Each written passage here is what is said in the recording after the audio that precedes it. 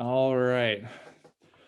So I just want to start by saying that most of you know me, but just for those who don't, my name is Andy Lehman, and I am the head of accelerator programming at the Mill. So hello and welcome everyone, all of our panelists and pitchers and speakers and judges, and all the folks who are attending and watching. This is our first high school pitch showcase, and it's presented by MCCSC, the Greater Bloomington Chamber of Commerce, and the Mill.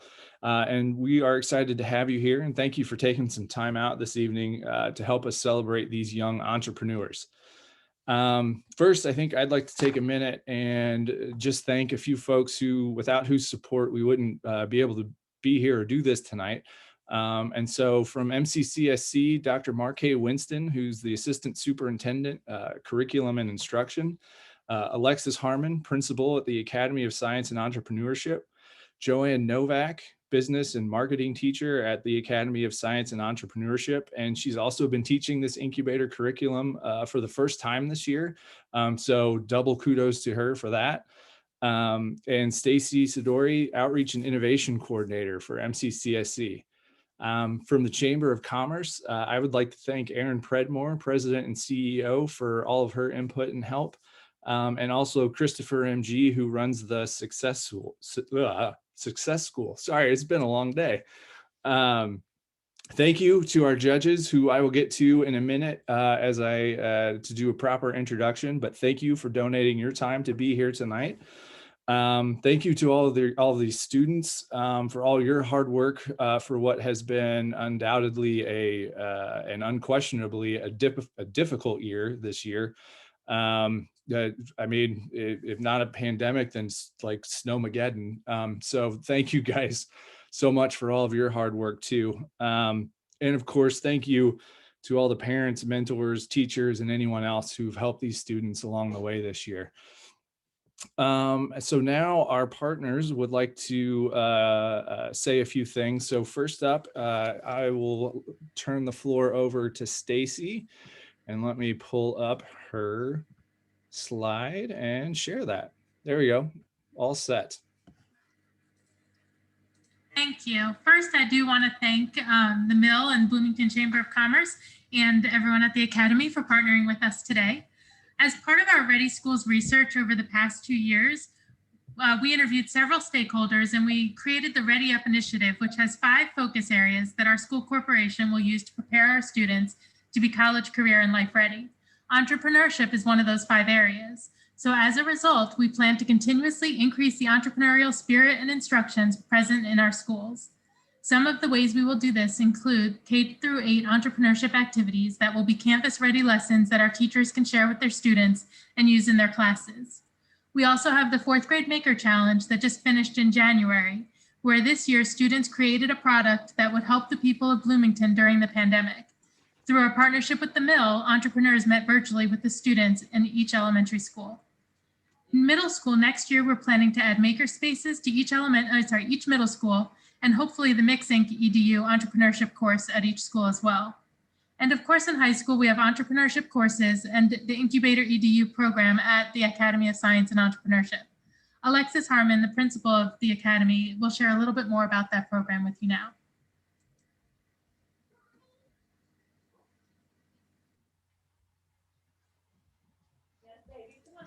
You're muted.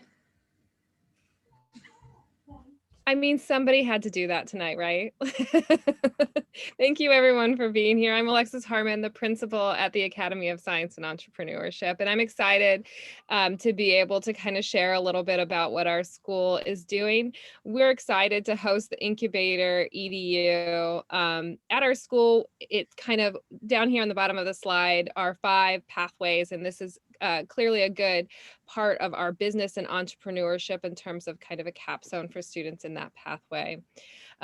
Also, the Academy is a project-based learning school, and as such, this is a program that aligns well with the goals of projects that we do and other things that we do at the Academy, in that it allows students to learn and practice entrepreneurial thinking, innovation, problem solving, and collaboration, which are kind of a part of all that we do. To tell you a little bit more about the actual incubator program as it exists I'm going to turn it over to Mrs. Novak, our teacher. Thank you. It's so funny to listen to Alexis talk about the fact that we're problem solving and innovating and all of that, because I couldn't have thought of a worse year to roll out a brand new program when we're in a pandemic and trying to do things virtually, just teaching aside in a virtual situation, much less trying to do something as collaborative and innovative as this particular program is. So we've definitely had our bumps in the road, but I think in the spirit of what we're trying to teach, that is what the business world can be all about. And finding our solutions to those situations is kind of what we're all about here tonight. So thank you all so much for joining us this evening. We hope you find that these minimum viable product pitches will be informative for you, and even more so for our students as they are learning to grow and think of life in an entrepreneurial sense. So thank you all so much for joining us this evening, and we look forward to future collaborations with you all. All right, thank you. Sorry about the. I knew I was going to mess something up on at some point, and of course it was your screen share. So on your slide, I apologize for that. All right, so now I'm going to turn the floor over to Christopher MG from the Chamber, and I promise I'm not going to mess up your slide, Christopher.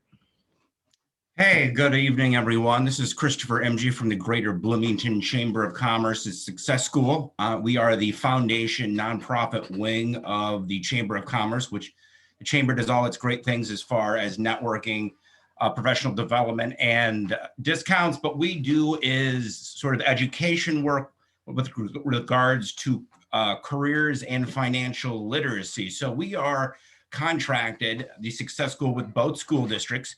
I work with Joanne on several things such as mock interviews, and we do a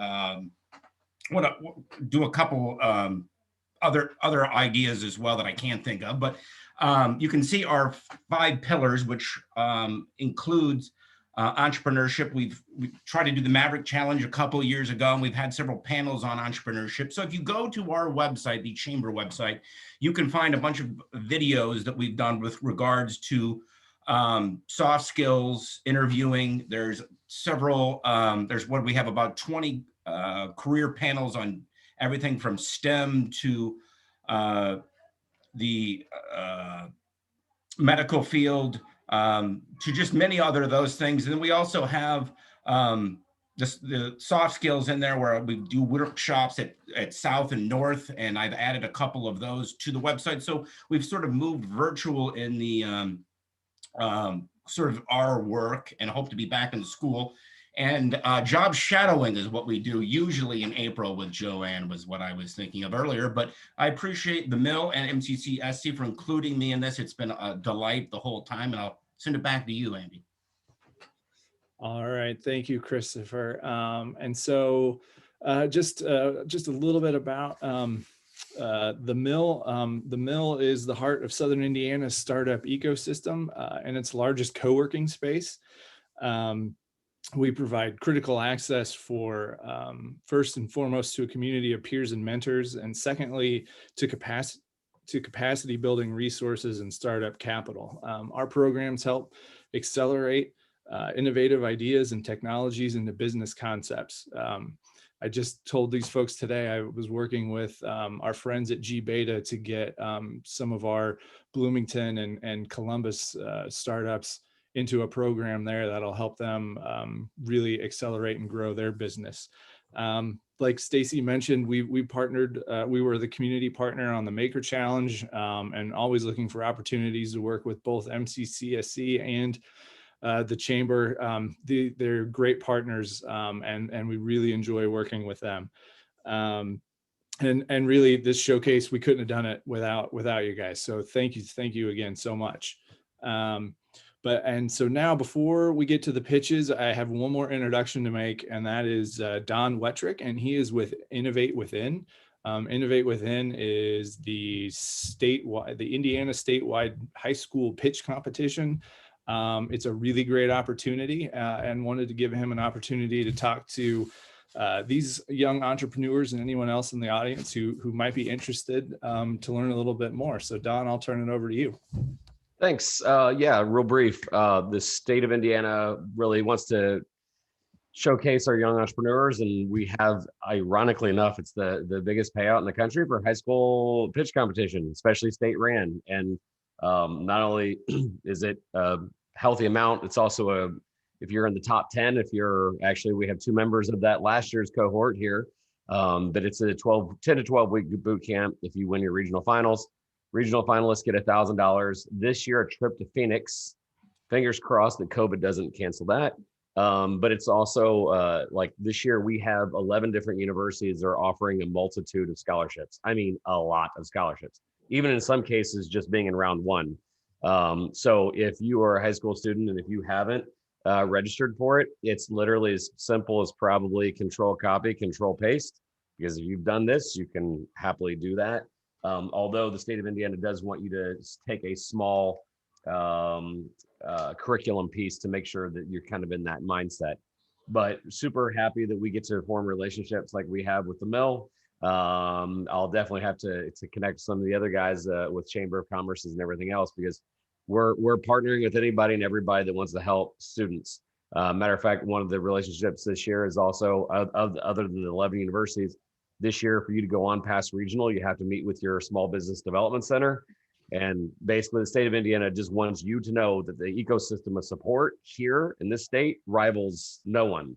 You will not get this much support in any other state for young entrepreneurs. So we're happy to host you and happy to hear about all the great things that are going on in Bloomington, whether it be a chamber, Dimension Mill, or anybody. It's just awesome that you guys are doing this. I cannot be more excited for you guys. So thank you very much, Andy, for letting me have this time. And I'm definitely going to stay and watch. Thanks, Don. I really appreciate it. And so now a quick introduction of our judges.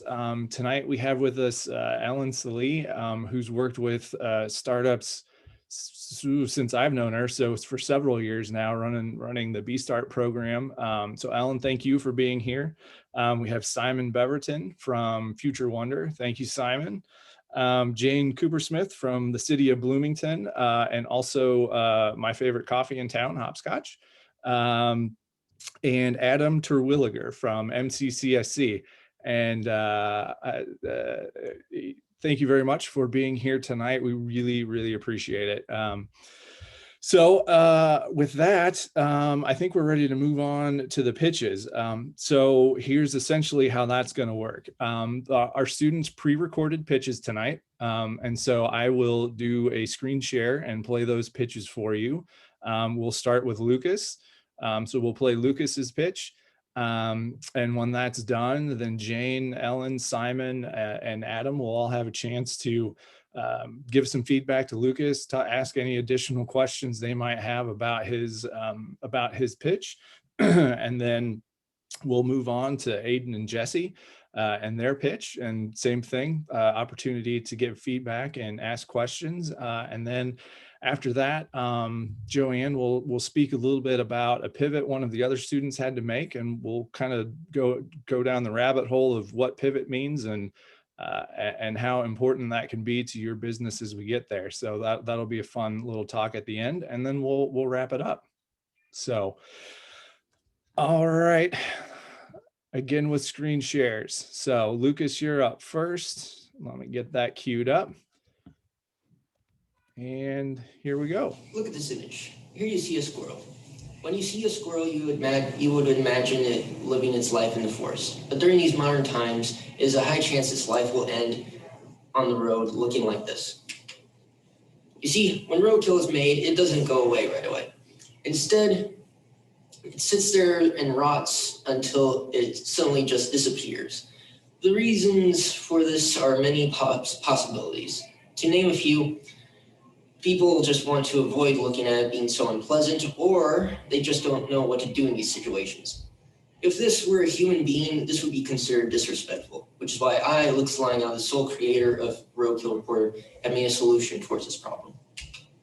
The three main points I will be covering in this presentation are: what is Roadkill Reporter? What does the market need? And how will I deliver this service?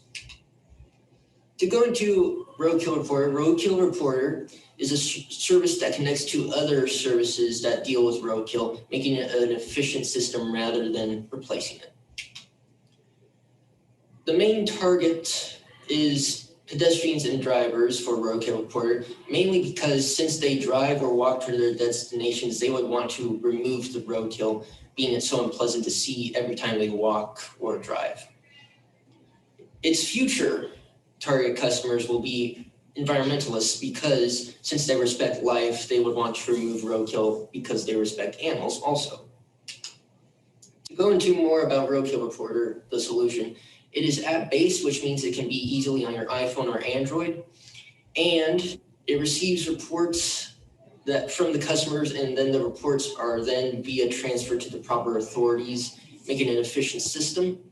It also has a cool map module in the reports, basically like Google Maps, where you just search the location and then you put the map marker on there where the roadkill is. My main competitors in Roadkill Reporter are Indiana Department of Natural Resources and Indiana Department of Transportation. INDNR's main customers are mainly people who like wildlife, since they're a campsite or forest business. They do deal with sick, dead, or injured animals, but when dealt with roadkill, they don't deal with it themselves. They just suggest a different service for this type of roadkill. And INDOT's customers are mainly drivers, since they are a road/transportation business. And they do deal with large obstructing roadkill, but only large roadkill, not like small roadkills, so small like the squirrel that you saw in slide 1. Roadkill Reporter not only deals with small roadkill, but also large roadkill such as deer. And they do deal with injured animals also that have been hit by a car and are still alive. We are still discussing on what to do with sick animals. Although I see them as competitors, I also see them as partners in the future. The unique value of this product has 3 main benefits. 1, it's easily downloadable on your phone. It's free. It doesn't cost anything. It has a simple locating process where you just type in the location of the roadkill and there it is. You can just put the map marker on. It has a simple process where from A to B, rather than like going from A to A second to A third and then towards B. My total addressable market is people who own a smartphone in Indiana, which is 5,463,045 people. This is based on average statistic percentage calculations, sort of like the average person to live in a rural area in Indiana. It then all narrows down to my service addressable market of 251,980 people, which is married women who own a car who live in a rural area in Indiana. And my customer goal, I'm being realistic. I want to reach half of that, which is 125,990 people. Going into financials, I will mainly get profit mainly from advertising revenue and a subscription of $1 per month. This is for people who don't want advertisements on their phone, therefore they want the no ad installment. My cost of goods sold for this product will be $1,692 per month. This is based on the app development and repairs. And then general admin costs will be $3,260 per month. This will be based on advertising in order to get the business going or utilities. And for the first 6 months, I will gain a profit of $74,449. This is based on financial calculations, and I plan to double it or more in the completion of the first year. My minimum viable product is a website that can be easily made and easily launchable in like 1 week. It is connected to my email account, and therefore when they look at the website and follow the instructions, customers will then send the email report to me, and then therefore I will then send either the email toward the proper authorities or services, or I will use based on the information of the email. I will then manually remove the roadkill myself. I'm not sure, but both of those options seems right, but I'm still questioning and choosing which one. The riskiest assumption that I will test is either that no reports are sent to me when given the solution. I will test this by the number of reports that are sent towards me, sort of like if it's big enough or if it's small, that sort of thing. And I will reach close to the first month quota in order to get this business going. If it's not, then it might not be viable enough. I will use the seed money for this minimum viable product for the cost of the website, which is roughly around $200. Or I can use this for travel expenses in order to manually remove the roadkill myself, or in order to start the profit going, I will use it for advertising. Now, I think this is an efficient system to use. I would use this in order to gain closure for the animals that have passed on. And I just don't believe that roadkill should die on the road and naturally decay on a man-made road. It just doesn't seem right. Instead, it should decay in its natural habitat, the forest. I know it's too late when they die when hit by a car. We should at least give them the decency and respect for their corpses. Thank you. All right. Thanks, Lucas. Lucas, if you want to take yourself off mute, and then judges, if you have questions, feedback for Lucas, now's the time.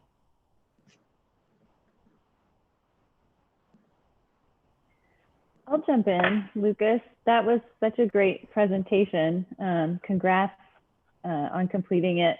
And it's so interesting to spend time thinking about roadkill, because this is not something that I think people do often. So I think you have a really attention-grabbing pitch. And I guess I don't know that I have a ton of questions, but I would just encourage you to embrace the kind of novelty of the fact of getting strangers to talk with you or listen to you talk about roadkill, and consider this thing that we don't always want to look at. And then other feedback would just be to breathe. I think sometimes when we're talking, I'm really shy, I don't like public speaking, but sometimes I try to remember to breathe, because it makes you seem calmer and like you're inviting people to come like walk around in this space with you, as opposed to if we're not breathing and kind of try to cram too many words in, then it seems like we're panicking. You didn't do that too much, but I just felt like maybe breathing would help them. So thank you. This was really, I think you've spotted a need, especially here in Indiana. I could have used this app for sure at different times. Yeah, I didn't watch it at first because I just wanted to be done with it. I wish I could have done it a second time, but sadly, I only had like one day to record it, and there wasn't enough time. I did notice that I was swaying. I wish I could have done that better. Oh, all the more impressive though, that you were doing it in a day. It was really excellent.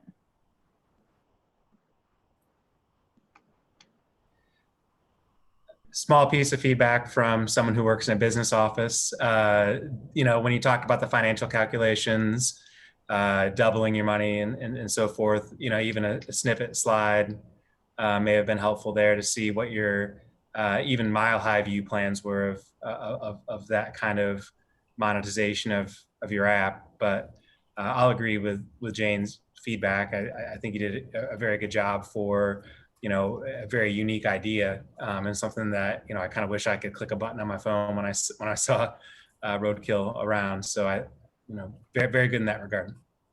I'm sorry, I didn't catch that with the finances. What was that? If I broke up, I'm terribly sorry. Just even, you know, helpful to see, you know, your monetization strategy. You know, you talked about doubling your revenue. Would have been great to see some points on that, and maybe some graphs that would help that point along. That was my only piece of feedback.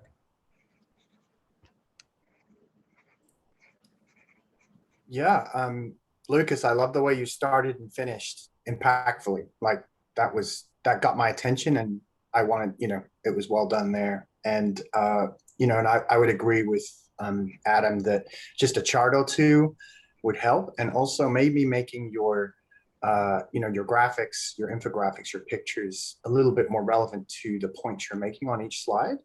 And also, I loved your nature themed slides. I would have kept with something nature almost all the way through. You had a very kind of a hard to read blue background, and go for something that green and happy.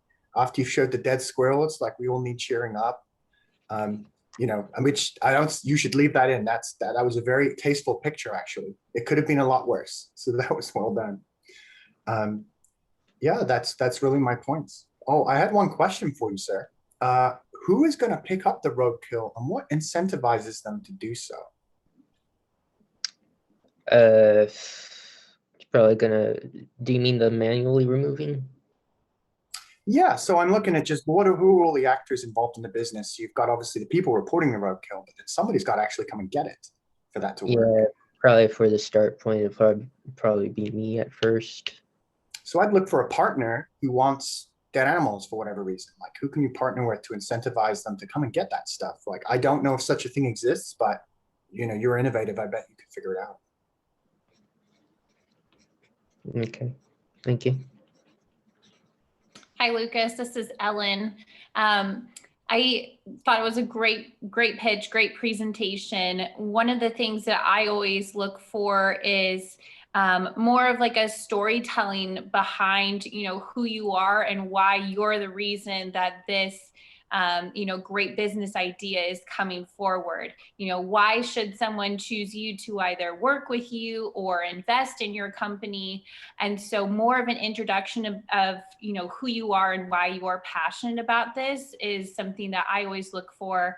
And it really sells, people are more interested in the person than they are the actual business. They want to be involved with that individual. So I would spend, a little bit of time thinking as to why this is important to you and how you can share that with your audience.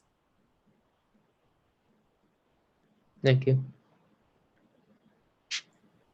If I can just chime in real quick here, Andy. Each of our students have been assigned a mentor. And so I thought if our mentees would like to give a shout out, hopefully their mentors are watching here tonight. So if you'd like to give a shout out to your mentor and give a brief history of what the partnership has done for you in getting this to this point in your pitch. Honestly, my mentor, Elizabeth Rue, I could not have done any of this without her. I mean, she did help me, but I did most of it, but with guidance.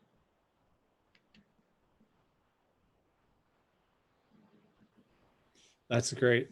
Thanks, Lucas. And judges, really solid feedback. It was all really good stuff. So Lucas, great job. Yeah, I couldn't, I'm like Jane too. I'm a little nervous when I'm in front of a bunch of folks. So it's kind of nice being on Zoom where I don't know that I'm in front of a bunch of folks. But yeah, I thought you did a great job, especially knowing that you did it in such a quick turnaround time. So good work. All right, so we'll move on now to Jesse and Aiden. I recognize where you guys filmed this. I was pretty easy to pick that out. So yeah, we actually filmed it at the mill. Yeah, yeah, I recognize that background. So, all right, I will play your pitch now, and then we'll go into your feedback. Sounds good. There are over 8 billion connected devices in the world right now. That's hundreds of millions more devices than there are human beings. But according to a 2019 Pew study, only 52% of Americans were able to identify a hypothesis as to why a computer might slow down. It's no secret that computers dominate modern society, and many people think this is dangerous territory, but we don't, as long as the general public is in the loop. This is why learning about computer science is so important. Companies like Code.org and Raspberry Pi have their own learning solutions, but there are some problems with these, especially in terms of accessibility. In traditional learning methods can be boring, especially for children. Additionally, for parents or teachers, some of these tools can be too expensive, costing upwards of $100 once you have everything you need to actually put it together and make it work and have a usable product. Luckily, we're developing a solution. My name is Jesse Cotton, and I'm the CEO at AR Odyssey. My name is Aiden, and I'm the CFO at AR Odyssey, and this is our product. Now we're going to utilize augmented reality with our product, which is basically where your device will project a virtual object into the real world. You'll be able to interact with it through your device.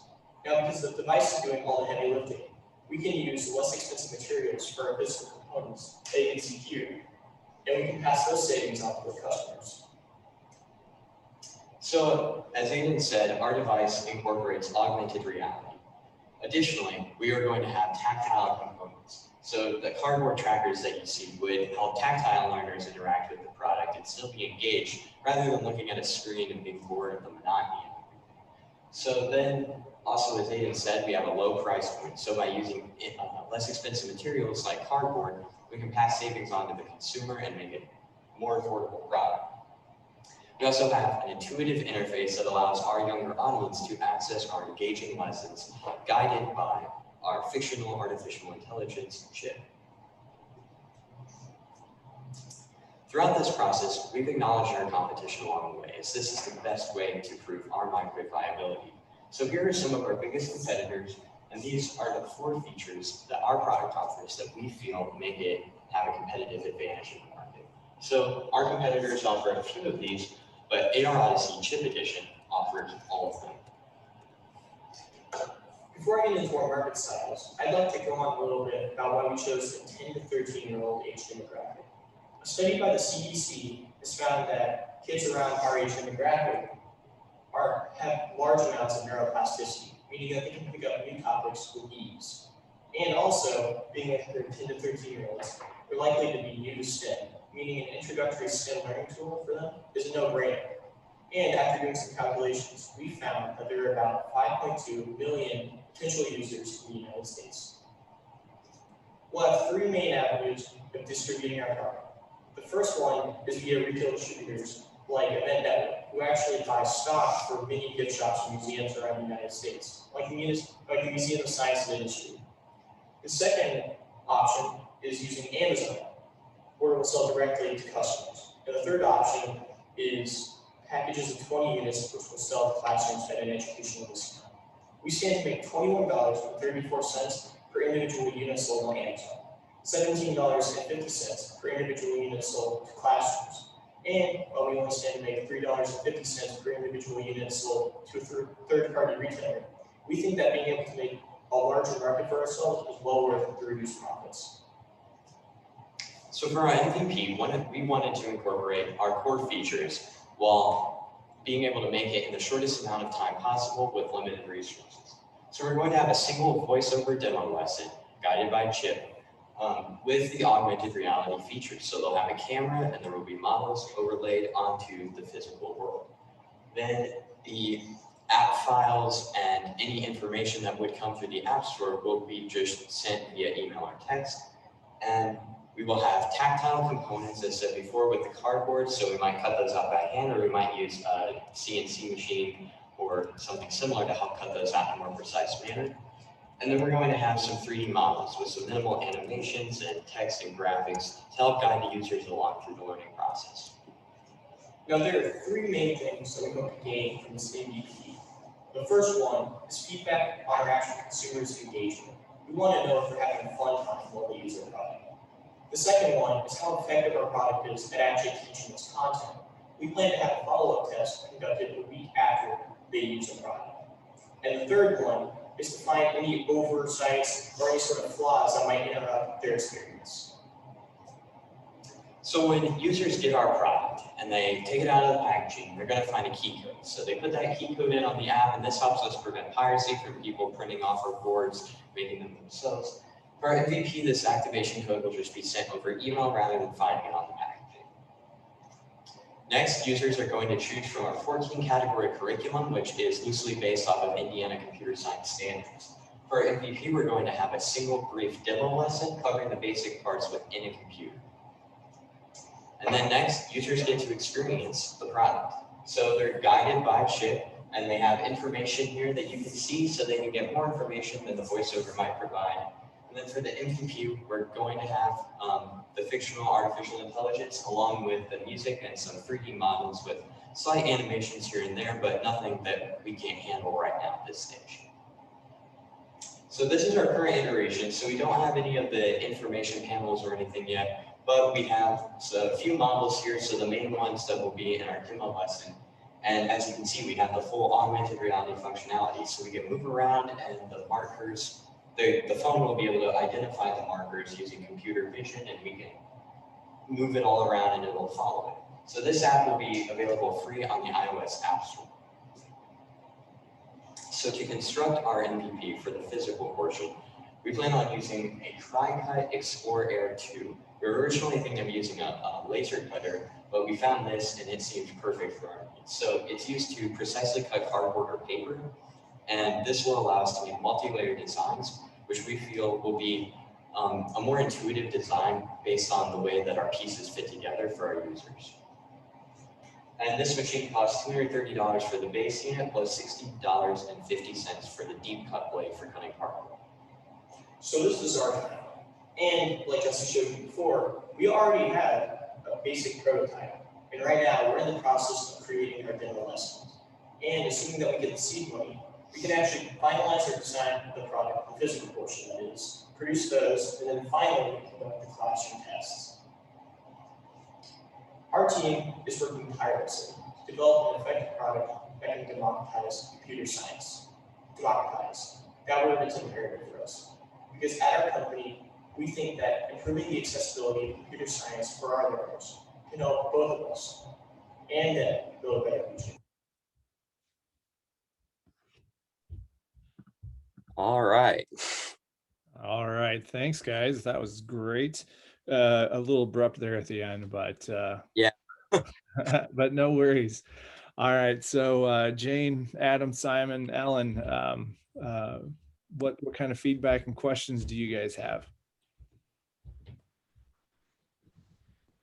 Oh, well, we can do the same order. Guys, it was a great presentation. Unfortunately, I feel like I have a lot of questions because from where I was sitting, it was really hard to hear the video, and it was kind of hard to read some of the slides, which is too bad because and then I realized now with over the Zoom, it's not going to translate how it looks when I didn't think about the text and everything. Yeah, it's tough, but I will say, like, it was cool to see, like, the mise en scène was good, and you can tell that you guys are confident speakers and you know your subject matter, and it felt like the vibe was more of an in-person pitch, which was really cool. But yeah, I think if you were doing it over again, maybe reconsider using slides, which is too bad. I like that you guys embraced that strategy, but it looks really incredible and is definitely addressing a real world problem that I know I've been communicating about on campus with IU departments. And Andy, you probably have heard that too, about getting affordable tech to students. And then one like small personal note, I really appreciate that you used the name Chip for your, like, I don't know what you call that character. Yeah, sure, yeah. Yeah, there are studies that have been out, and Alexis, you probably know too, and Ellen, whoever else, but that there's a lot of kind of misogyny directed toward Alexa and Siri because they're these female virtual assistants. And I think having something that's really neutrally named and kind of is tied to the tech instead of tied to some idea of a person is really cool. And I think that sets it apart. So kudos on that. Thank you. Yeah, we wanted to kind of keep it open-ended so it wouldn't really like break anybody's like immersion out of it. We just wanted it to be like streamlined so somebody can really like get into the lessons and stuff and just be helped along by Chip. Cool. Well, it's really, really incredible. Thanks. Thank you. It was a very polished presentation. You could tell like right away you framed it in such a way where you know, the transitions were pretty seamless. You guys, you know, pretty much connected A to B to C to D.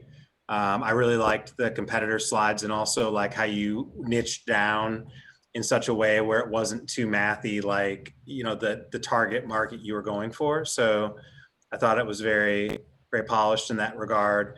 You know, would have been helpful to have a video demonstration of all the things you were talking about. There was about a 2-minute section where you're going into all the things that, you know, the prototypes would be doing. And I understand that there's limitations to the exercise, but I thought you guys did a bang up job. I felt like a real, you know, felt like a pitch. And I think like outside of that, I really don't have any other feedback. I thought it was really good. Okay, thank you. Thank you. Yeah, really interesting technology. And I would just say, you know, you've got that really powerful video part, which was even super clear, even on the screen, even through Zoom. So whatever you were doing with the video there, the example was worked really well. And I would just say you should lead with that. Something like that, showing the blank piece of paper and then just moving the phone over the top and showing like, you know, it could be, you know, a picture of something from Aristotle or something from Da Vinci, right? Something educational. In 5 seconds, you've got me. Like, I want to see what it is, and I understand it's educational. So I would maybe switch it around because I was a bit lost. I will be honest. I think it was partly because of the Zoom chopping up, just like Jane. You know, I was a bit lost in the beginning, but as soon as I saw that, click. Okay. Yeah. we'll And one definitely. other. Sorry, go ahead. Oh yeah, I was going to say we'll definitely take that into account though. Kind of lead with like our smoking gun, so to speak. Just like, hey, this is what our product is. Instead of trying to explain it, we could just show it to you. And hit them again with it at the end whilst you're rapping. Or, you know, it's worth putting in there twice, I think, because it's that effective in a 7-minute pitch. One more question for you guys. What are the costs associated with the mobile application? Is there development left to do? That was the one thing your pitch didn't cover. Yeah, so for the MVP, since we were just covering the MVP costs for this, we were a little confused on exactly what we were to cover. So I feel like we over-delivered in some areas where we didn't need to. But for the MVP, we're going to make the whole thing ourselves. So we've even recorded some of the parts already, and we've made some models, as you saw in the little GIF there. So for the MVP, we're doing it all ourselves. But when we make the actual app, we'll probably hire that out. And by using freelancers and things, I think we've estimated that to be around $4,500 if we write the curriculum ourselves, just having people do the app, because we know how to do most of the development ourselves. It's mostly the like CGI work and that sort of stuff that we're not as skilled at. So, and then it's $100 for the Apple developer like program. Yeah, but overall though, it's like the costs associated with especially the app development are a lot lower than you would expect. It's not like we're making a movie or anything, even though it's going to kind of play out like it's like I don't want to say like a blockbuster film or anything, but it's going to play out like it's really something that kids want to do rather than just like opening a book or something. Yeah, the entire curriculum I think will probably be about an hour, if that. So not too long, not too short.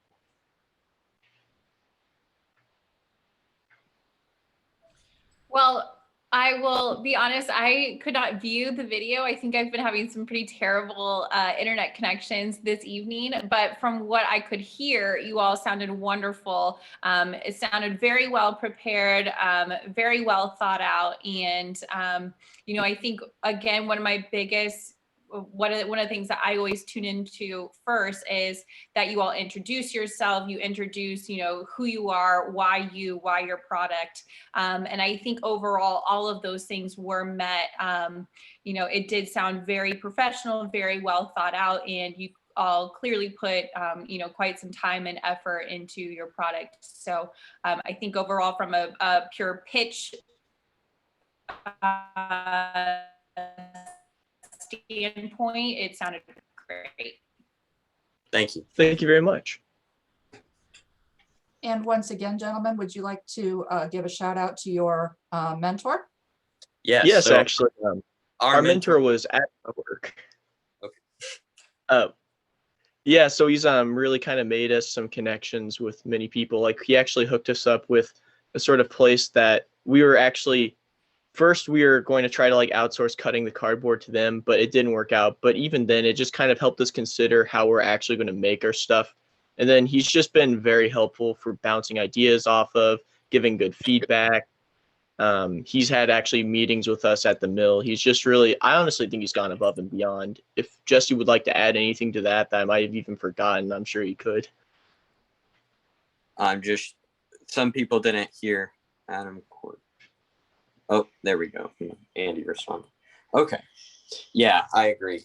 He helped us sort of figure out how to go about the whole LLC process, and just sort of always checked in and helped us push along so we didn't sort of stagnate and just keep doing the same thing. So that was very good. Great. Could I give feedback? Oh yeah, sure. Overall, I think it was a good presentation, but not to be rude or anything, maybe cut it back a little bit, because I noticed in the beginning with the timeline, it was like 40 seconds over the maximum time for the presentation. Yeah. We were just very concerned about getting everything in. And now that we're just like here, a lot of the stuff that we did kind of deliver on seems like we may not have needed that in the presentation, especially a lot of the more detailed numbers, but we'll definitely take that into account. And I'm sorry if it went over by a little bit, but we were just really concerned about delivering everything and making sure that you guys could actually understand our business idea. Awesome. I think that's all really great feedback, and thank you both very much. And thank you, judges. I know you're probably scoring some things, or maybe you already scored some things, but I really appreciate it. But I'm going to turn over now to Joanne, who wants to say a few things about another student who's working on a pivot for their business, and what we can do to help with that. Thank you, Andy.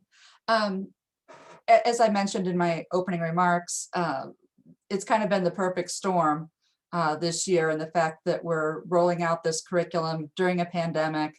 And then this last week, of course, not only did we have the weather to impact, but we had I-step testing, of all things. So it was a tough week. So I do want to applaud these gentlemen for their efforts to go above and beyond to get this done for us this week, because if we could have thrown any more at them, they certainly rose to the challenge. And so my applause to them for their efforts and getting this put together for us. As we mentioned, the third student wasn't able to get his presentation together because we're in a situation, as so many business individuals are, where you have a great idea, but the concept of bringing it to market in a lean startup just isn't viable.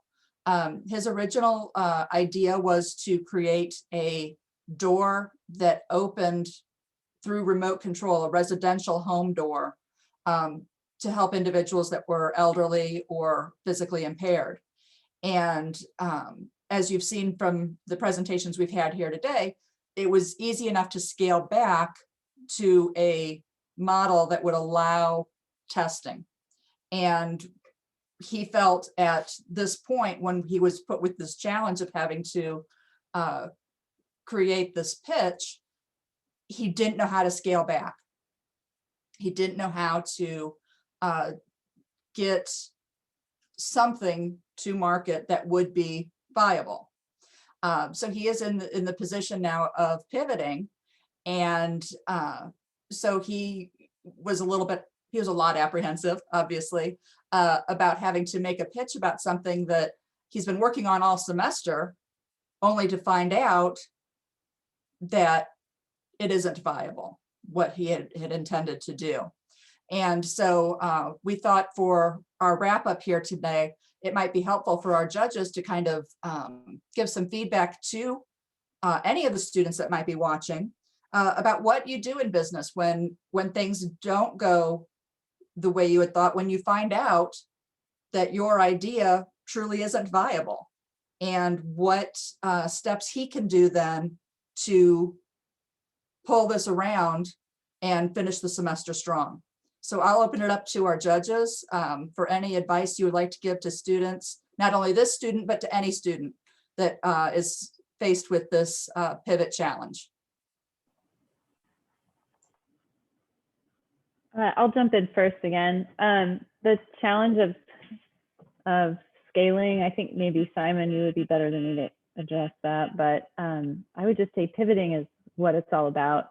And kind of like, if you're not pivoting, then you're not listening to the marketplace and you're not reacting, which would mean that you're just driving forward blindly and you're not going to find success that way. So I think it's essential and very real world to have something like this happen for your student.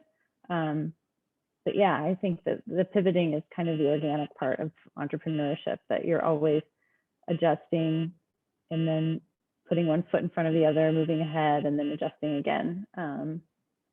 Yeah, I don't know. That's not super insightful, but he's in it. That's what I would say. He's doing entrepreneurship if he's had this kind of weird hiccup happen that's stalling him out a little bit, and he just needs to keep working his problem and sitting with it and looking at it from different angles. Went to the Combine here in Bloomington a few years back and saw Jimmy Wales speak, Wikipedia founder Jimmy Wales, and he, like, his number one slide was failure. And he talked about how, like, he never set out to form Wikipedia. He was trying to make a Grubhub, it turns out, when he was like starting out his business. He just thought, man, it'd be nice if I could have food delivered from any restaurant I wanted. And all of a sudden he's like, you know, Jimmy Wales, he's Mr. Wikipedia. So I think, like, in business, it's going to happen in your personal life and in your professional life. Whatever you decide to do, it's going to happen. Pivoting is just part of living. It's something I say around the office a lot, is ready, fire, aim, which I probably got from I don't know where, but like, that's the way I live. And you Bill can't. Cook. That's a Bill Cook quote. Oh, thank you. Yeah, someone's way smarter than me that said that, and I love it. And it's how I think you're supposed to live. So just encourage you to move on to the next topic and learn what lessons you did from this one and apply it to that. Yeah, I mean, I think as humans, we're not our own best critics. And I think surrounding yourself with good advisors and continually bouncing different ideas. I mean, like, if you're passionate about roadkill, there are lots of different angles and projects you can come up with to address that. You know, so if you have a passion, never stop, you know, don't give up, you know, keep trying to find a way to make it work, and getting a good set of advisors who are not necessarily nice to you. Like, I had one recent prospective client who went to meet with the SBC here locally in Bloomington and got told that her idea was like derivative and wasn't that great. And she like took that hard and said, oh, it wasn't a very good conversation. I said, look, you know, name removed. That's actually what you want. You want a devil's advocate. You want somebody who's going to talk to you straight and say, you know what, that's not really a very good idea, I don't think. So, you know, if you can take that kind of critique from others, and that's the thing to work on, don't be defensive, just embrace the criticism. And, you know, then you can figure out pivots and have a bunch of ideas written down in a book and just pick it up and look at the next one, see what you can come up with. Yeah, I can't agree more.